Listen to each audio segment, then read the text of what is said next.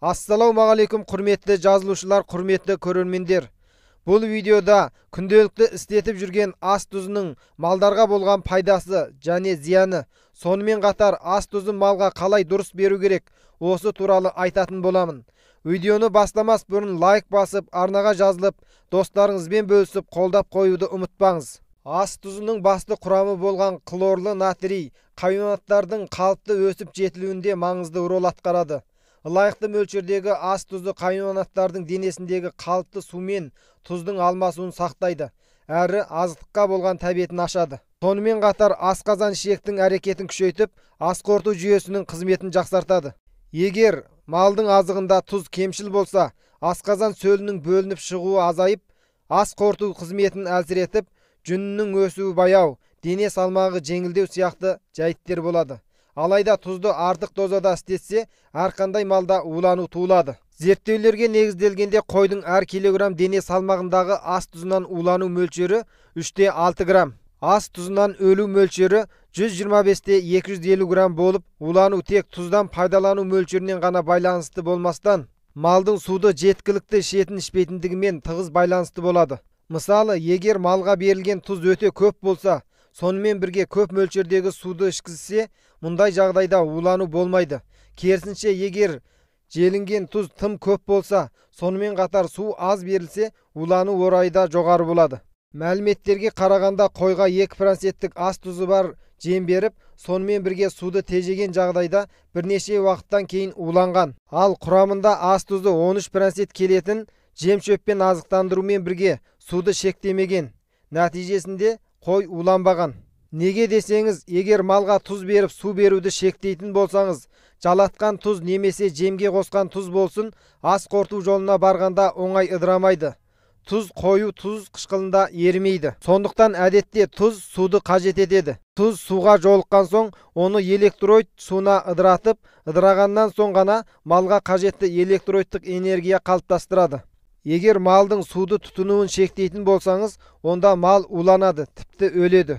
Малдың ас тұзынан улануының басты белгілері: шөліркейді, қатты сусызданғаннан малдың азықтыққа тәбеті тартпайды, тынысы тарылып, көз дәнекер қабығы қызарып, қанталайды, көру қуаты әлсіреп, бұлшықеттері дірілдейді және құрысады, теңселіп, соңында есеңгіреп, жығылып өледі. Боршалап тексергенде ми қабығы мен ми ішіне қан толады. Асқазан ішек кілегей қабығы қызарып қан шығады, немесе сулы ісік пайда болады. Мал азығының түріне, клиникалық белгілеріне және боршалап тексерудің өзгеру ерекшелігіне қарай диагноз қоюға болады. Уланған малдың алғашқы мезгілінде 5% глюкозалы физиологиялық тұз суынан 500 мл венадан үкілету керек. Сонымен бірге өсімдік майынан 150-200 мл ішкізу керек. Ал жоғарыдағы 5% глюкозалы физиологиялық тұз суы табылмаған жағдайда 0,9% натрий хлоридқа витамин С-ны қосып, венадан үкілету керек. Улануы салмақты болғандарын емдеу өте қиын. Малды уландырып алмау үшін малға ас тұзын қалай дұрыс беру керек? Қойды мысалға алған 5 түрлі тұз беру әдісін біліп алыңыз. Бірінші, тұзды жем-шөпке араластырып, әр күні азық нормасы бойынша теңшеп беріледі. Азықтандыру әдісі: тұқымдық қошқарға 8-10 грамм, экономикалық құны біршама жоғары ересек қойларға күніне 3-5 грамм беріледі, қозыларға жарымы беріледі.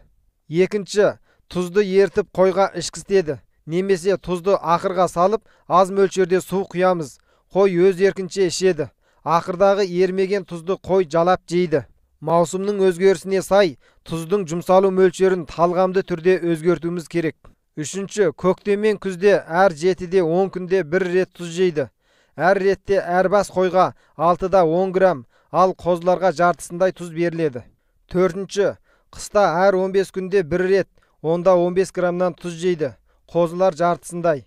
Шілде күндері әр 7 күнде бір рет, әр ретте 10-15 грамм тұз жейді. Бір ретте тұзды көп берсе, тұздан улану жағдай туылады. Сондықтан тұзды қуырып беру немесе суға езіп беру керек. Бесінші, көңіл бөлуге тиісті істер. Қойға аш қарында тұз беруге болмайды. Бұлай берілген тұз асқазанды қатты тітіркендіреді. Әдетте жартылай тойғаннан кейін тұз беру. Онан соң жайылтып біраз уақыт өткен соң суғару керек.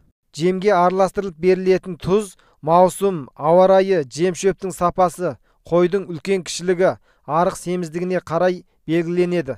Нақтылы іс жүзіндік жағдайға ұштастырып, істетілу мөлшерін лайықты таңдағанда ғана оның ең зор ролын сәулелендіруге болады.